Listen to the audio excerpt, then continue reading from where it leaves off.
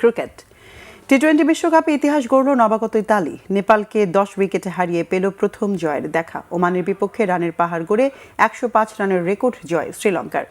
আগের ম্যাচ ইংল্যান্ডকে কাঁপিয়ে দিয়েছিল নেপাল। লড়াকু ক্রিকেটে হেরেছিল মাত্র 4 রানে। মুম্বাই ইতালির বিপক্ষে ফেভারিট ছিল তারাই, কিন্তু নিজেদের দ্বিতীয় ম্যাচেই দারুণ চমক দেখায় এবারের বিশ্বকাপে অভিষেক হওয়া দেশটি। বড় দলের বিপক্ষে লড়াই করা নেপালের ইনিংস ধসিয়ে দেয় ইতালি। টস জিতে ফিল্ডিং বেছে নিয়ে চাপে ফেলে প্রতিপক্ষ ব্যাটারদের। ত্রিশান কালুগামাওয়ের 18 রানে 3 উইকেট শিকারে মাত্র 123 রানে গুটিয়ে যায় নেপাল। আরিফ শেখ 27 করেন। জবাবে দুই ভাই জাস্টিন মস্কা ও অ্যান্থনি মস্কার ব্যাটিং দাপটে দিশেহারা হয়ে পড়ে নেপালের বোলাররা।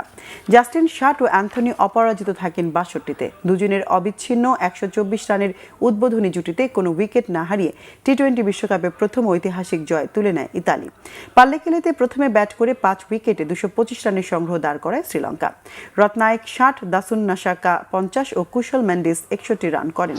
জবাবে 9 উইকেটে 120 রানে থেমে যায় ওমানের ইনিংস। দুষ্মন্ত চামিরা ও মাহেশ থিকসানা নেন 2টি করে উইকেট। টানা দ্বিতীয় জয় তুলে নেয় শ্রীলঙ্কা। আগের ম্যাচে দক্ষিণ আফ্রিকার 213 রানের টার্গেট টপকে এবারের আসরে সর্বোচ্চ দলীয় সংগ্রহ করেছিল তারা।